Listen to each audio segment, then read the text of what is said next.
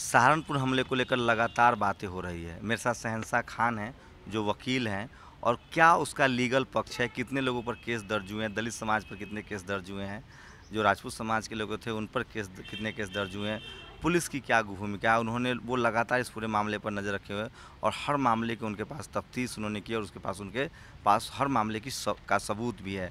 शहंशाह जी बताइए कि जो लीगल मामला है सहारनपुर मामले में वो अभी क्या स्टेटस है उसका? देखिए, अभी तो जो लीगल मामला है उसमें जो है राजपूतों के तरफ से जो है 4 एफआईआर हुए हैं।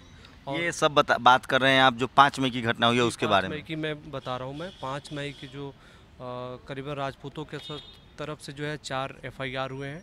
अपराध संख्या 58 है, अपराध संख्या 59 है, 60 है, 61 है और एक अपराध ये राजपूत समाज ने करवाया है केस दर्ज? ये राजपूत समाज ने कराया। जैसे अपराध संख्या कितने लोगों के खिलाफ, कितने दलितों पर आरोप? ये करीबन जो है एक एफआईआर में जो है उसमें किसी में 31 लोग हैं।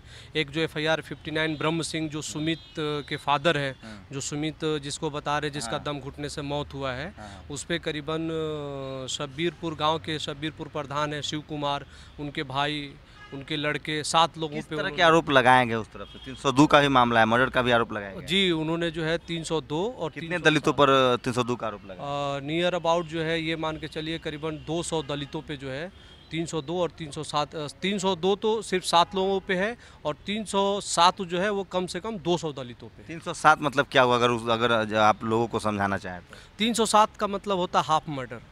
अच्छा, हाफ मर्डर। हाँ, अटेम्प्ट टू मर्डर होता है।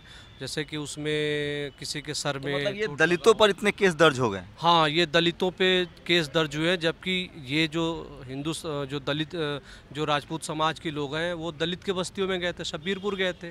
तो ये लोग तो पहले से भीड़ इकट्ठे करके और ये सारे लोग गए थे, बल्कि पुलिस एसओ उनके साथ गए हुए थे और ये लोग उनके दलित के घरों पे, दलित के बस्तियों पे, दलित के औरतों और बेटियों बहनों के साथ इन्होंने अत्याचार किया है, शोषण किया है और बहुत कुछ किया है। देखिए, ये चमत्कार योगी सरकार में हो रहा है। शब्बीरपुर मामले में पूरी दुनिया को पता है, पूरी दुनिया में चर्चा हो रही है कि दलितों पर अत्याचार हुए हैं, लेकिन केस जब एफआईआर की बात देखिए तो ठीक इसके उलट है, दलित समाज पर ही केस दर्ज हुए हैं। अच्छा, दलितों की तरफ से सर कितने केस दर्ज कराए? दलितों के तरफ से जो है 4 एफआईआर है, जिसमें मात्र 4 एफआईआर है और 4 एफआईआर में ही जो है 48 लोगों को क्लब कर दिया है। जो 48 लोग जो पीड़ित हैं, जो कंप्लेनेंट हैं दलितों के तरफ से, उसमें जो है हमारे पास वो है जो है करीबन तहसीलदार रामपुर मनीहारन है।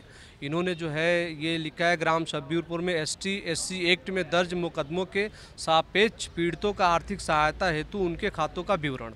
ये जो है टोटल जो 48 दलित परिवार के लोग हैं, इनका कंप्लेन है, ये रजिस्टर्ड हो गया है। 48 दलित समाज के लोगों ने केस दर्ज करवाया है, तो कितने राजपूत समाज के लोगों को आरोपी बनाया गया है? उसमें नियर अबाउट जो है एक एफआईआर में करीबन 31 लोग हैं, किसी में 25 लोग हैं, तो ऐसे करके उनके खिलाफ भी करीबन 250-300 लोग हैं। 250-300 लोग। मतलब मामला दोनों तरफ बराबरी का केस दर्ज किया गया है। दोनों तरफ बराबरी का है। तरीके की बात करें तो पुलिस की भूमिका कैसी लग रही है आपको इसमें? देखिए, इसमें पुलिस की जो भूमिका है वो कहीं ना कहीं दलितों के खिलाफ है और लॉ एंड ऑर्डर पे अगर चले पुलिस तो सबसे ज़्यादा जो 65 लोगों के घर जले हैं और 18 लोगों को जो है सीरियस इंजर्ड है, किसी के हाथ कटे हैं, किसी का छाती कटा है, किसी का गर्दन है, किसी का पैर है।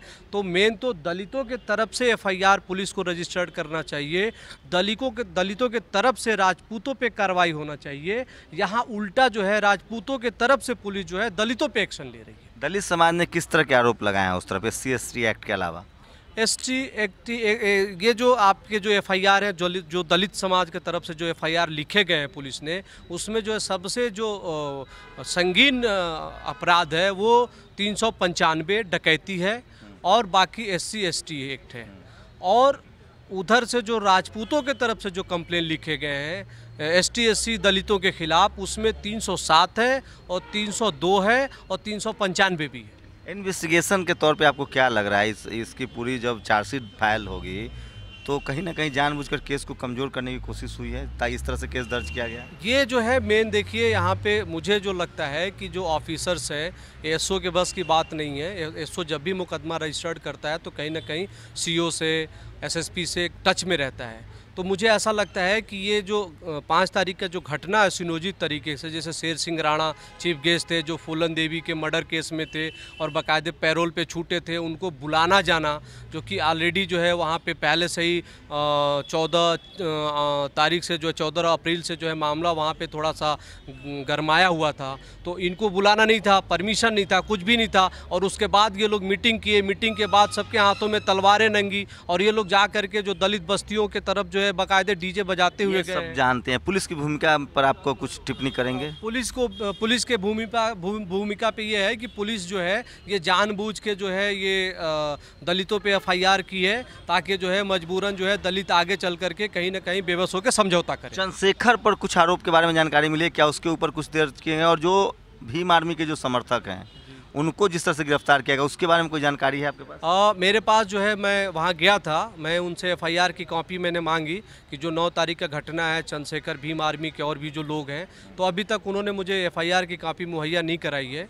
तो अभी क्या उन पे मुकदमा, क्या सेक्शन लगे हैं, ये अभी तक जो है। तो लीगल तरीका क्या होता है? किसी को गिरफ्तार कर लिया जाए बिना एफआईआर के तो गिरफ्तारी होगी नहीं। बिना एफआईआर के तो वो गिरफ्तार नहीं कर सकते। ऑनलाइन गिरफ्तार, और आजकल तो ऑनलाइन एफआईआर होता है, तो एफआईआर की तो कॉपी होनी चाहिए। हाँ, एफआईआर की कॉपी होनी चाहिए। जैसे अभी जो हम आपको एफआईआर नंबर बता रहे हैं, ये अभी भी आप अगर नेट पे जाएंगे आपको एफआईआर की कॉपी मिल जाएगी। तो भीम आर्मी वाले में एफआईआर की कॉपी अभी भीम आर्मी वाले में चंद्रशेखर पर कुछ आरोपों की जानकारी है? क्या आरोप लगाए गए हैं? ना, अभी तक उन पे क्या आरोप लगा है अभी इसकी कोई जानकारी नहीं है। अभी कोई सेक्शन धारा का हमें पता नहीं। एक लास्ट सवाल सर कि आप एक सीनियर वकील हैं, आप वरिष्ठ वकील हैं, आप लगातार लीगल मामलों को देखते रहे हैं, जो ये पूरा मामला जब कोर्ट में जाएगा तो किस तरह के फैसले की आप उम्मीद करते हैं और किस तरह की बहस होगी और क्या सस्टेन करेगा ये मामला? मुझे तो देखिए ऐसा लगता है कि आर्टिकल 226 में हाई कोर्ट और आर्टिकल 32 में जो है सुप्रीम कोर्ट, तो हाई कोर्ट तो हमें ज़्यादा वो नहीं है, लेकिन सुप्रीम कोर्ट पे हमें पूरा भरोसा है। और अभी जो है ये छुट्टी चल रही है, अभी सुप्रीम कोर्ट में रिट हम डाल नहीं सकते, और हमारी बात भी हुई है राम जेठमलानी सर से, तो वो तैयार भी हैं। और जैसे कोर्ट खुलेगा तो हम लोग जो है इसको जो है आर्टिकल 32 में हम रिट डालेंगे, और हमें पूरा उम्मीद है कि सुप्रीम कोर्ट इन लोगों पे कॉग्निजेंस लेगी, यूपी सरकार को नोटिस करेगी, वहाँ के जो सिस्टम है उनको नोटिस 100% करेगी। तो देखिए ये बहुत ज़रूरी था कि लीगल एस्पेक्ट क्या है, कानूनी प्रक्रिया में सहारनपुर का पूरा मामला कहाँ खड़ा होता है, इसको समझना बहुत ज़रूरी था। और शहंशाह खान जो वकील हैं, सुप्रीम कोर्ट में वो भी प्रैक्टिस करते हैं, हाई कोर्ट में भी हैं, उन्होंने आपको पूरा लीगल पक्ष बताया कि दलित समाज पर हत्या करने का आरोप दर्ज हुआ है, दलित समाज पर हत्या की कोशिश का आरोप केस दर्ज हुआ है, जबकि जो सवर्ण समाज के लोग थे, जो राजपूत समाज के लोग हैं, उन पर सिर्फ लूट और SC/ST एक्ट के तहत केस दर्ज हुआ है। और अगर आरोपी की बात करें तो आरोपी की संख्या दलित समाज की तरफ से ज़्यादा है, दलित समाज ही ज़्यादा समाज की तरफ से भी ज़्यादा है। तो ये है सहारनपुर की हकीकत। और आप अब समझिए कि जो यूपी की पुलिस है, क्या कंपनसेशन क्या कह रहे हैं? कंपनसेशन जो है, जैसे जो सुमित है, हमें उनके साथ कोई वैसी बात नहीं है, ठीक है, उनकी मौत जो है दम घुटने से हुई है, लेकिन उनको 15 लाख का मुआवजा उनके परिवार को मिल गया। लेकिन इधर जो जिनके तरफ घटना हुई है, जिनके घर फूके गए हैं, उनको अभी तक सरकार की तरफ से कोई भी मुआवजे का ऐलान नहीं हुआ है। तो देखिए ये है हकीकत, ये है पुलिस का रवैया। आप एक सीनियर वकील से, वरिष्ठ वकील से सुन रहे थे कि कानूनी पक्ष क्या है सहारनपुर मामले का। वहाँ भी कानूनी रूप से भी ये है, जो पुलिस है वहाँ, जो पुलिस प्रशासन है, उसकी पूरी हकीकत है कि दलित समाज पर ही ज़्यादा केस दर्ज किए गए हैं, संगीन धाराओं में केस दर्ज किए हैं, जिसमें हत्या का भी धारा लगी हुई है। जबकि जो सवर्ण समाज के लोग हैं, जिस दलितों पर अत्याचार हुआ, उन पर सिर्फ लूट और SC/ST एक्ट के तहत केस दर्ज हुए हैं। कैमरामैन के साथ शंभू कुमार सिंह, नेशनल दस्तक, दिल्ली।